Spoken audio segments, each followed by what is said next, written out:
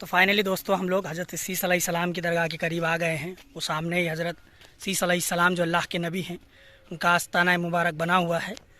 بڑی بوا کے نام سے مشہور ہے، جو کہ نصیر الدین چراغ دہلوی رحمۃ اللہ علیہ کی بہن ہیں۔ تو چلیے اندر چل کے آپ کو زیارت کرواتے ہیں۔ ماشاء اللہ دیکھیے کیا خوبصورت نظارہ ہے۔ جب کسی صاحب مزار کے بارے میں جب تک کوئی تحقیق تصدیق نہ ہو، بالکل، اس کے اور ادھر آپ کی بیوی کی مزار ہے جو کہ جنت کی حور تھی، جن سے آپ کا نکاح ہوا تھا۔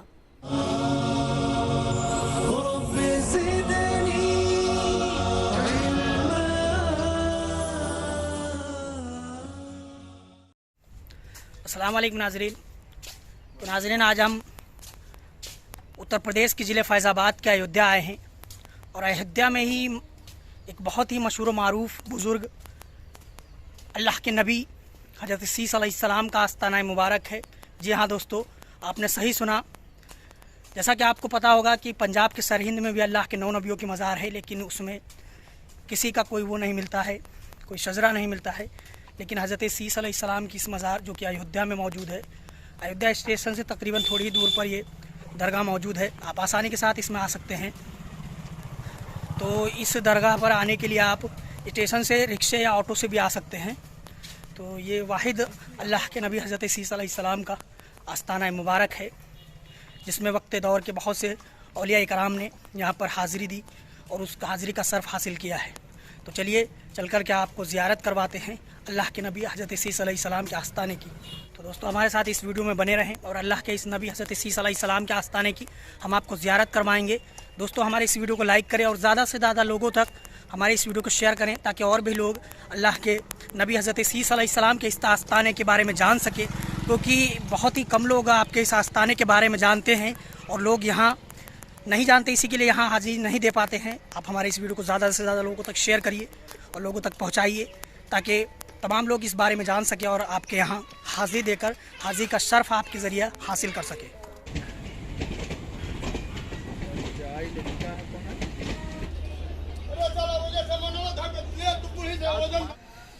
تو ناظرین اس وقت ہم ایودھیا کے اسٹیشن پر ہیں، اور یہ ایودھیا اسٹیشن ہے، اور یہاں سے حضرت سیس علیہ السلام کی درگاہ پر جانے کا سب سے آسان راستہ یہی ہے کہ آپ یہ ادھر مین راستہ ہے، ادھر سے باہر نکل کر آپ اس طرح سائڈ جا سکتے ہیں، لیکن آپ ادھر باہر کی سائڈ نہ جا کر اپوزٹ سائڈ اس سائڈ میں آ جائیے، اور وہ وہاں سے جینے بنے ہوئے ہیں، آپ ان جینوں سے بھی جا سکتے ہیں، اور یہاں سے بھی ایک راستہ ہے، یہاں سے یہ راستہ ہے، اور اس راستے سے آپ کو سیدھا اس جگہ جانا ہے۔ وہ وہاں پر دیکھیے وہ جو پیڑ دکھ رہے ہیں سب سے پیچھے والے، وہیں پر مڑی پروت نام کی ایک جگہ ہے، اسی کے پاس جو ہے حضرت سیس علیہ السلام کی درگاہ ہے۔ آپ آسانی کے ساتھ پیچھے کے راستے سے جا سکتے ہیں، تقریباً 600-700 میٹر کی دوری پر ہوگا وہاں سے۔ تو آپ پیچھے کا راستہ اختیار کریے، وہی آپ کے لیے بہتر ہے، آگے سے نہ جا کے، کیونکہ آگے جانے پر آپ سے زیادہ زیادہ پیسے جو رکشے والے وہ مانگتے ہیں، لیکن ادھر سے آپ آسانی کے ساتھ وہاں پر جا سکتے ہیں۔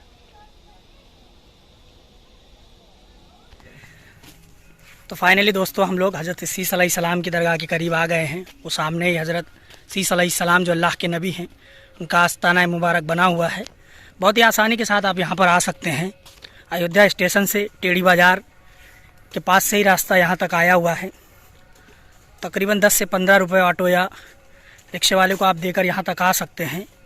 دوستو یہ باعث فخر بات ہے کہ یو پی میں اللہ کے ایک نبی حضرت سیس علیہ السلام کا آستانہ مبارک ہے۔ تو چلیے چل کر کے آپ کو بھی زیارت کرواتے ہیں اور زیارت کا صرف حاصل کرتے ہیں حضرت سیس علیہ السلام کے اس آستانے کی۔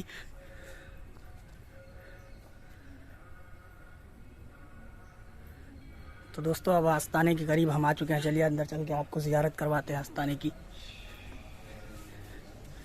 تو یہ کچھ نظارہ ہے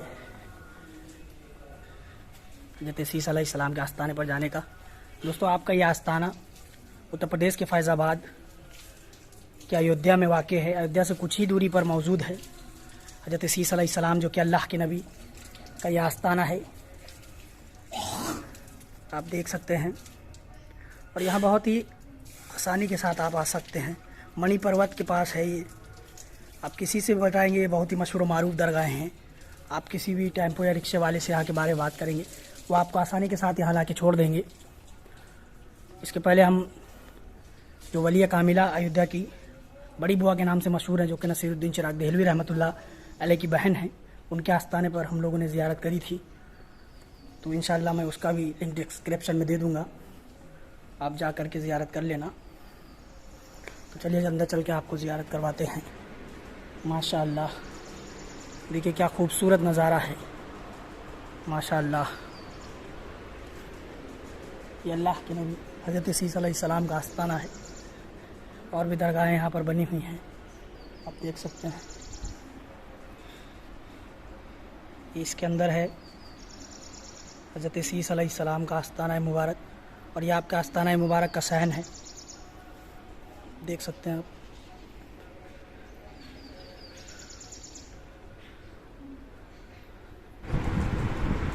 माशाअल्लाह। तो दोस्तों, इस वक्त मैं हज़रत सीसा अलैहिस्सलाम की मज़ार अक़दस पर हूँ, और वहीं के खादिम साहब हमारे रूबरू हैं, और इस अजीम शख्सियत के बारे में कुछ हमें बताएंगे।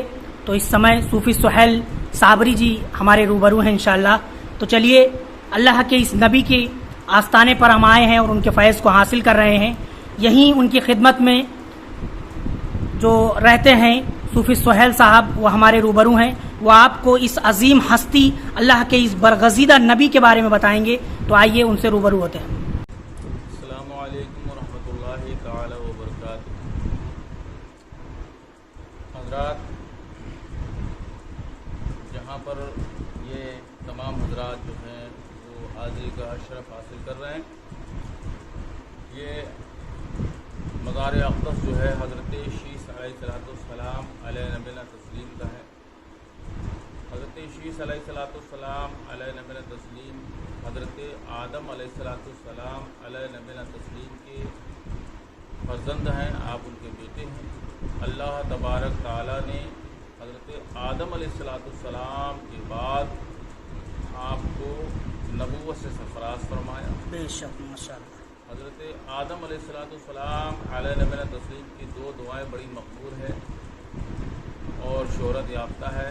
पहली दुआ उन्होंने बहिश्त में मांगी थी कि अल्लाह तेरी बहिश्त में तमाम तर नेमतें हैं, लेकिन मैं तन्हा हूँ, मुझसे कोई गुफ्तगू करने वाला नहीं है। तो बाईं पसली से हज़रत आदम अलैहिस्सलाम अलैहि नबीना तस्लीम की बाईं पसली से माई हव्वा को पैदा फरमाया। बेशक। और दूसरी दुआ उन्होंने जब अल्लाह तबारक ताला ने रूए ज़मीन पर उतारा, सरंदी की सरज़मीन श्रीलंका में आप उतरे, माई हव्वा जो है वो सऊदी अरबिया जद्दा शहर में उतरी, और अल्लाह की बारगाह में वो गिरिया वज़ारी करते रहे। लेकिन अल्लाह तबारक ताला की बारगाह में उन्होंने दुआ मांगी, ऐ अल्लाह, जिस नाम को तूने अपने नाम के साथ मंसूब कर रखा है, मैंने अर्श पर लिखा हुआ देखा, ला इलाहा इल्लल्लाह मुहम्मदुर रसूलुल्लाह सल्लल्लाहु अलैहि वसल्लम। तो मोहम्मद सल्लल्लाहु अलैहि वसल्लम ज़रूर तेरा महबूब तरीन बंदा है, तेरा अज़ीज़ बंदा है। बेशक। उस नाम नामी के वसीले से मेरी लजिशों को माफ़ फरमा दी। अल्लाह तबारक ताला ने हज़रत जिब्रील अमीन को भेजा और फरमाया, ऐ जिब्रील, मेरे नबी से कह दो मैंने उनकी लजिशें माफ़ फरमाई, अब वो मेरे घर की तरफ कूच करें, मेरे घर का तवाफ़ करें। हज़रत आदम अलैहिस्सलाम अलैहि नबीना तस्लीम अल्लाह के घर की तरफ रुजू करते हैं, और वहीं पर हज़रत माई हव्वा रज़ी अल्लाह ताला अन्हा से उनकी मुलाकात होती है, और वहाँ से नस्ल इंसानी का वजूद चलता है। हज़रत हाबिल हज़रत काबिल, इन दोनों हज़रत आदम अलैहिस्सलाम की दोनों औलादों में एक औरत के अक़्द के फसाद के मामले में दुनिया का पहला फसाद हुआ। एक भाई ने दूसरे भाई का कत्ल किया। उसके बाद बज़ाहिर जब हज़रत आदम अलैहिस्सलाम को इल्म हुआ तो आप बड़े अफसरदा रहते थे। आपने तीसरी दुआ मांगी, ऐ अल्लाह, मुझे ऐसा बेटा दे जो तेरी वहदानियत का ऐलान करे। अल्लाह तबारक ताला ने हज़रत जिब्रील अमीन को हुक्म दिया है, जिब्रील जाओ मेरे नबी से कह दो, मैं उनको एक बेटा दूंगा जिसका नाम शीश होगा, और उसको मैं महबूबियत के दर्जे पर रखूँगा। अल्लाह तबारक ताला ने हज़रत शीश अलैहिस्सलाम को दुनिया में भेजा, नबी बना के भेजा, और नबूवत से सरफराज फरमाने के बाद महबूबियत के दर्जे पर फायज फरमाया। अल्लाह के हुक्म से आप पूरी दुनिया की सैर सियाफत करते रहे। معمول کے مطابق جیسا کہ صبح میں ماء حوا کو بیٹا پیدا ہوتا، شام کو بیٹی پیدا ہوتی، حضرت آدم علیہ السلام کی شریعت تھی، آپ کی شریعت کے مطابق دونوں کا عقد ہو جاتا، لیکن جب حضرت شیس علیہ السلام پیدا ہوئے اس وقت میں ماء حوا کو کوئی بیٹی پیدا نہیں ہوئی، تو حضرت آدم علیہ السلام علیہ نبی تسلیم سے پھر دعا مانگی، اللہ تو نے مجھے بیٹا دیا، نبوت سے سرفراز کیا، محبوبیت کے درجے پر فائز فرمایا، لیکن اس کے عقد کے لیے کوئی بیٹی کا انتظام نہیں، کوئی عورت کا انتظام نہیں ہے، اس کا جوڑا نہ ہو سکے گا تو نسل انسانی یہیں منقطع ہو جائے گی، ٹھہر جائے گی۔ تب اللہ تبارک تعالیٰ نے حضرت جبریل امین کو حکم دیا، حضرت جبریل امین بہش میں جاتے ہیں اور ایک حور کا انتخاب کرتے ہیں، حور کو لے کر کے آتے ہیں جن سے حضرت شیس علیہ السلام علیہ نبینا تسلیم کا نکاح ہوتا ہے، جن کا نام حضرت حریمہ رضی اللہ تعالیٰ عنہا ہے۔ آپ دنیا کی سیر شافت کرتے ہوئے اللہ کے حکم سے یہاں تشریف لائے اور یہیں آپ نے پردہ فرمایا ہے، آپ اپنی ماتھے کی نگاہوں سے زیارت فرما رہے ہیں۔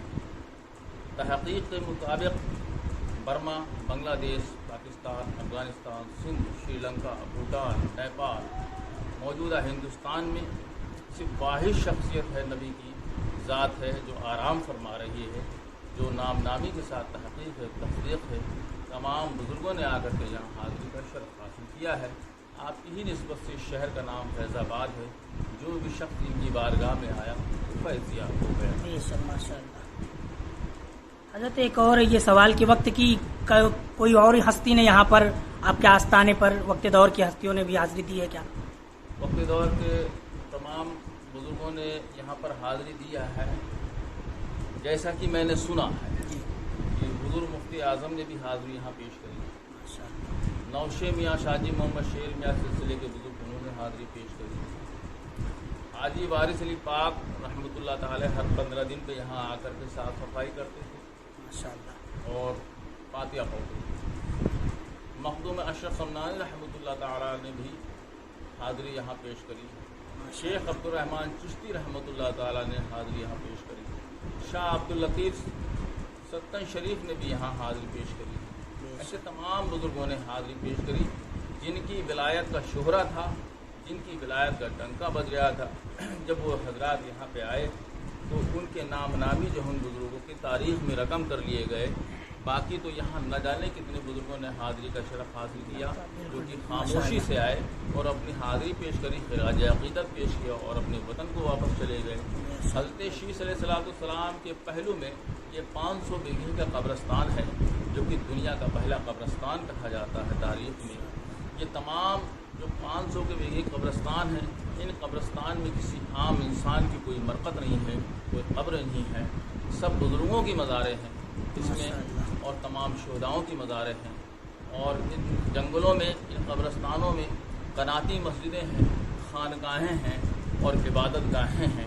دیکھنے پر ایسا تصور ہوتا ہے، معلوم چلتا ہے، پتہ یہ چلتا ہے کہ یہ بزرگ اپنے وطنوں سے آ کر کے نبی کی قربت میں بیٹھ کر انہوں نے عبادتیں کری ہیں، اور منزل مقصود کو پہنچنے کے بعد یہی وہ حضرات دفن ہو گئے، اپنے وطن کو واپس نہیں گئے۔ یہ وہ حضرات تھے کہ ان کی جدائی گوارا انہوں نے گوارا نہ سمجھا۔ سب سے پہلے جو خادم یہاں خدمت کی غرض سے حاضر ہوئے وہ شاہ نذیر الدین قادری بغدادی رحمۃ اللہ علیہ ہیں۔ پیران پیر جو ہے شیخ عبد القادر جیلانی قصہ نورانی رضی اللہ تعالیٰ عنہ کی خلیفہ کہے جاتے ہیں۔ دوسرے بزرگ جو ہے وہ شاہ جلال الدین سہروردی رحمۃ اللہ علیہ، جو کہ ملتان سے آئے، بابا بہاؤالدین زکریا ملتانی رحمۃ اللہ علیہ کے سلسلے سے بھانجے بھی کہے جاتے ہیں، ان کے خلیفہ بھی کہے جاتے ہیں۔ وہ جب خدمت کرنے آئے تو ان کے ساتھ میں ان کا مرید بادشاہ سکندر لودھی یہاں حاضر ہوا اور اس نے یہاں حاضری پیش کری، اور پھر انہی کی دعاؤں سے حضرت شیس علیہ السلام علیہ نبی تسلیم کی دعاؤں سے اس کو فتح یابی نصیب ہوئی۔ آپ جو کچھ بھی یہاں بلڈنگ اسٹرکچر دیکھ رہے ہیں، جو آستانے پر در و دیوار ہیں، نقاشیاں ہیں، یہ دور حاضر میں ہی بادشاہ سکندر لودھی نے خود حاضر ہو کر کے تعمیر فرمایا تھا۔ اور جو آپ مزار شریف دیکھ رہے ہیں، یہ حضرت کے ہارٹ کی جگہ ہے، قلب کی جگہ ہے۔ آپ کا قد جو ہے 110 فٹ کا ہے، آپ کا جو ہے قد مبارک 110 فٹ کا ہے۔ شاہ جلال الدین سہروردی رحمۃ اللہ علیہ 40 دن مراقبے میں جانے کے بعد حضرت نے آپ کو اجازت فرمائی کہ میرے دل کی جگہ بنائی جائے۔ اب سے لے کر سوئے قیامت تک جتنے بشر آئیں گے نسل انسانی خواہ وہ کسی مذہب کے ماننے والے ہوں، سب کا میں باپ ہوں، ابو بشر ہوں۔ حضرت آدم علیہ السلام کے بعد سارے نبیوں کے جد امجد آپ کہلائے جاتے ہیں، سارے بشر کے ابو بشر کہلائے جاتے ہیں۔ لہٰذا میرے جو ہے ہارٹ کی دل کی جگہ بناؤ، تو آپ کے حکم کے مطابق آپ کے دل کی جگہ بنائی گئی۔ ویسے آپ کا جیسے قدامت 110 فٹ ہے، اور جیسا کہ تاریخ میں لکھا ہے کہ 2 ٹیلوں کے مابین اللہ کے مقدس نبی حضرت شیش علیہ السلام آرام فرما ہیں۔ تاریخ ہند میں دیکھیں، اخبار الاخیار شیخ محدث حق دہلوی رحمۃ اللہ علیہ کی کتاب میں دیکھیں، اور تاریخ شہر اودھ اولیاء میں دیکھیں، تمام کتب میں آپ کے حوالے یہاں مل جائیں گے۔ ماشاءاللہ، سبحان اللہ۔ تو یہ ناظرین آستانہ اور صحن ہے حضرت شیش علیہ السلام کا، وہ آپ کی مزار بنی ہوئی ہے، اور یہاں پر اور بھی مزار اقدس بنی ہوئی ہیں، اور ادھر آپ کی بیوی کی مزار ہے جو کہ جنت کی حور تھی جن سے آپ کا نکاح ہوا تھا، یہ ان کی درگاہ مبارک ہے، زیارت کیجیے آپ لوگ۔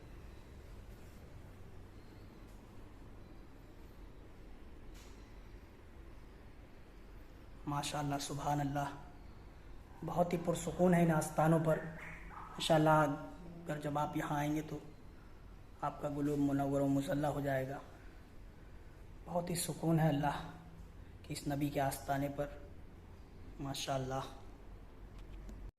دوستو، حضرت شیش علیہ السلام کا یہ جو آستانہ ہے وہ اسٹیشن کے دوسری سائڈ سے، جو مین سائڈ ہے اس سائڈ سے نہ جا کے پیچھے کی سائڈ سے آپ جائیں گے تو پیدل ہی تقریباً 600 سے 700 میٹر ہوگا۔ آپ آسانی سے پیدل جا سکتے ہیں اگر چاہیں تو، اور آپ سامنے سے بھی 15 روپے دے کے آٹو رکشہ سے جا سکتے ہیں، ادھر سے آپ کو گھما کے لے جائے گا۔